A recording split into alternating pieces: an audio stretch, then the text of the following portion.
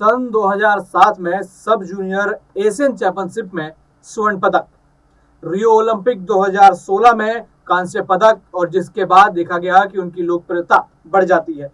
इसी सरकार ने पद्मश्री से उन्हें सम्मानित किया था। यह बात हम साक्षी मलिक की कर रहे हैं और यहाँ पर किस तरीके से पहलवानों के साथ दिल्ली में व्यवहार हुआ वो हम सब ने देखा। नमस्कार, मैं दौलत शर्मा और आप देखना शुरू कर चुके हैं SPN 9 न्यूज और स्वागत है आपका हमारे खास प्रोग्राम सिंहासन 2024 का में, जहां पर आज का मुद्दा है क्या जाटों का अपमान संसद भवन के बाहर हो रहा है या फिर सड़कों पर हो रहा है। किस तरीके से पहलवानों को दिल्ली पुलिस ट्रीट करती है, किस तरीके से उनको घसीटते हुए हिरासत में लिया जाता है। ये तस्वीरें अभी भी सबके मन में ताजा होंगी क्योंकि उनके देश के सम्मान के साथ कुछ ऐसा ही खिलवाड़ यहाँ पर हुआ है। ये वो खिलाड़ी थे जिन्होंने अपनी ऊर्जा से, अपने मनोबल से यहाँ पर देश का नाम बढ़ाया। देश विदेश जाके उन्होंने जो इज्जत अपने देश के लिए कमाई, शायद वो आज की सरकार भूल चुकी है।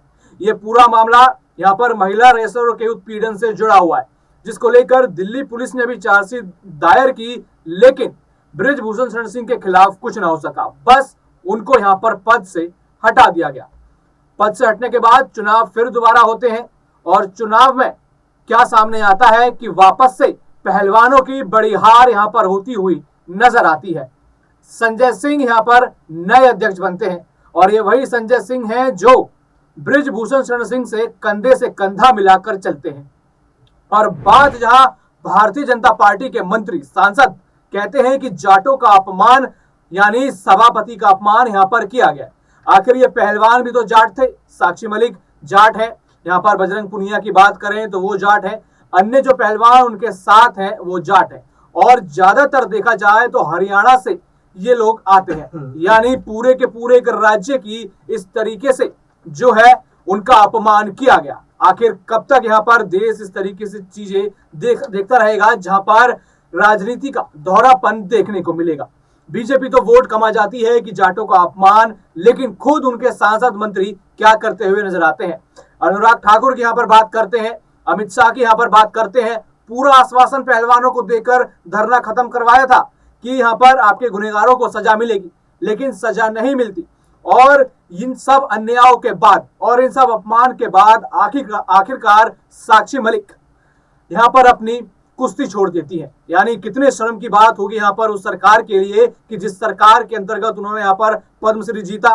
यहाँ पर कई सारे फोटोज खिंचवाए गए जब महिला पहलवानों का सम्मान हुआ। एक बयान आपको याद होगा कि यहाँ पर एक लंच पर ये सभी पहलवानों को बुलाया जाता है और हमारे प्रधानमंत्री जी कहते हैं कि विनेश फोगाट, तुम तो मेरी बेटी हो, मैं तुम्हें उदास नहीं देख सकता। लेकिन वही प्रधानमंत्री दिल्ली पुलिस जब यहाँ पर पहलवानों को घसीटती है, जब वो भरी प्रेस कॉन्फ्रेंस में रोकर कुश्ती छोड़ते हैं तो प्रधानमंत्री और उनके सभी मंत्रियों के मुंह पर चुप्पी होती है जब जाटों का अपमान या महिलाओं का अपमान दिखाई नहीं देता।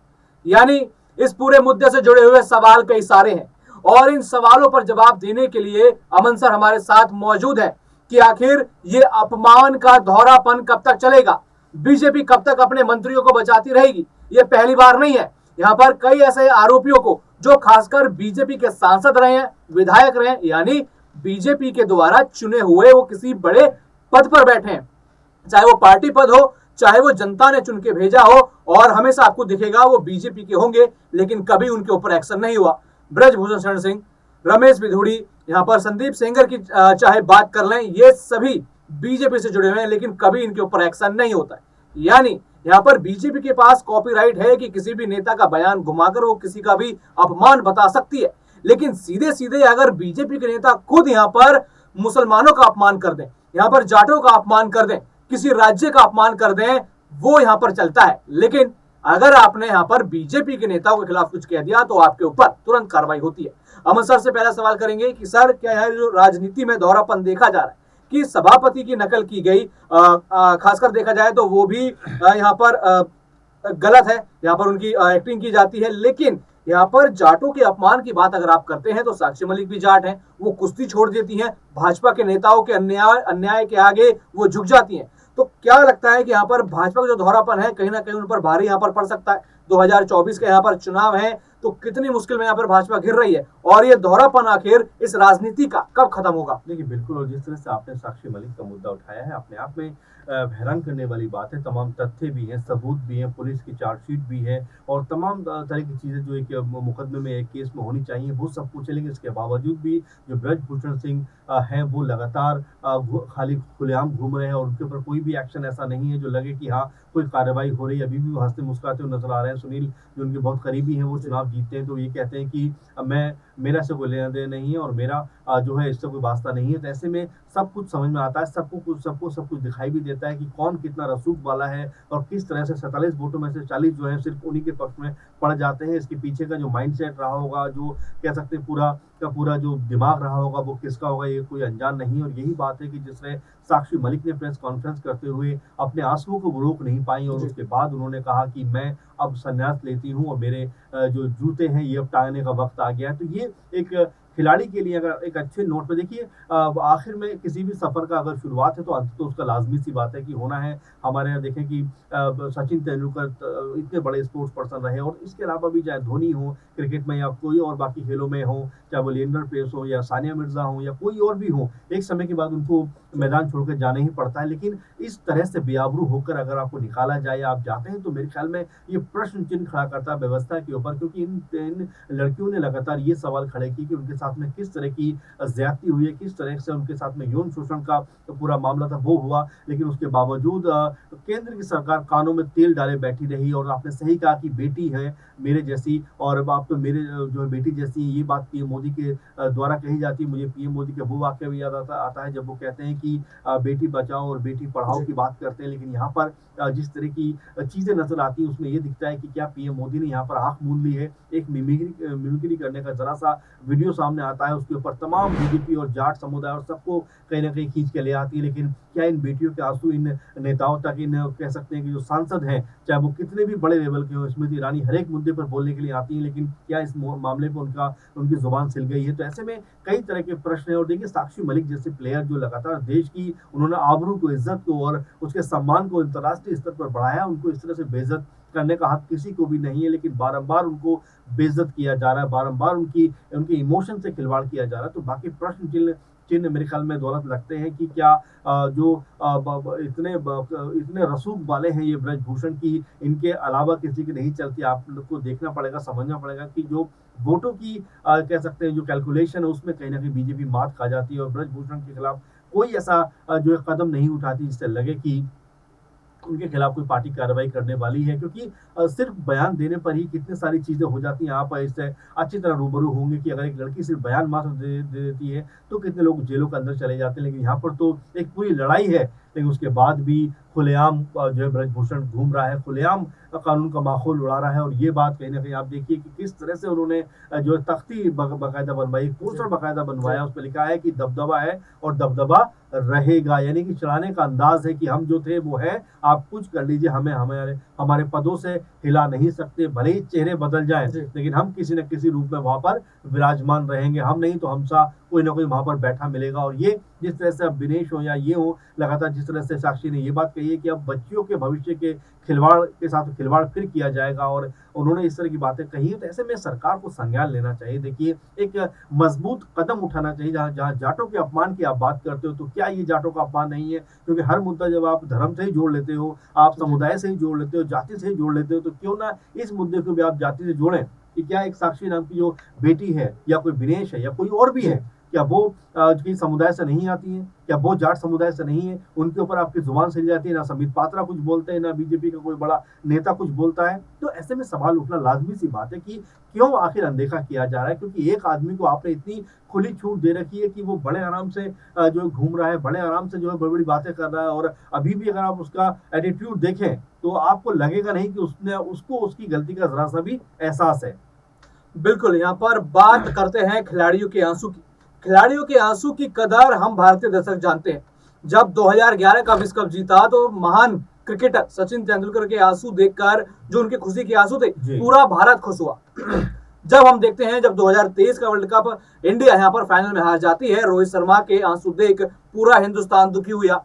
और इसी के चलते जब हमने देखा, जब साक्षी मलिक रियो ओलंपिक 2016 में भारत का मान बढ़ाती हैं, जब उनके आंसू छलकते हैं, तो पूरे देश का जो पूरे देश का सीना है वो गर्व से चौड़ा हो जाता है कि हमारी बेटी यहाँ पर मेडल लेके आती है, क्योंकि वो आंसू उनके कहीं ना कहीं खुशी के आंसू थे। लेकिन जो कल वो आंसू बहे, कहीं ना कहीं वो उनके अपमान के आंसू थे। और जनता भी यहाँ पर चाहती होगी कि जिस तरीके से यहाँ पर जो बृजभूषण शरण सिंह है या अन्य नेता है जिन्होंने यहाँ महिला पहलवानों के साथ इतना जघन्य अपराध करा, कहीं ना कहीं उनको सजा यहाँ पर मिलनी चाहिए। इसके कसूरवार सर क्या जो सरकार है, वो लोग तो हैं जिन्होंने यहाँ पर जघन्य अपराध करा, क्या यहाँ पर अनुराग ठाकुर, अमित शाह, क्योंकि उन्होंने यहाँ पर आश्वासन दे दिया था कि आपको न्याय मिलेगा, क्या उतने ही गुनहगार ये पूरा तंत्र, ये पूरी सरकार है? क्या यहाँ पर अब खिलाड़ियों को आगे बढ़कर रिस्पॉन्स करना चाहिए, या फिर आपको क्या लगता है कि खिलाड़ी अब इस पूरी मुहिम में किस तरीके से अपनी और ऊर्जा बढ़ाएंगे, अपनी ताकत बढ़ाएंगे, या फिर हम देखेंगे कि और भी दिल टूटने वाले ऐसे मूवमेंट आएंगे कि और भी खिलाड़ी यहाँ पर जो है सरकार के अन्याय से जूझ कर या फिर सरकार के अन्याय से टूट कर यहाँ पर अपना संन्यास ऐलान कर देंगे?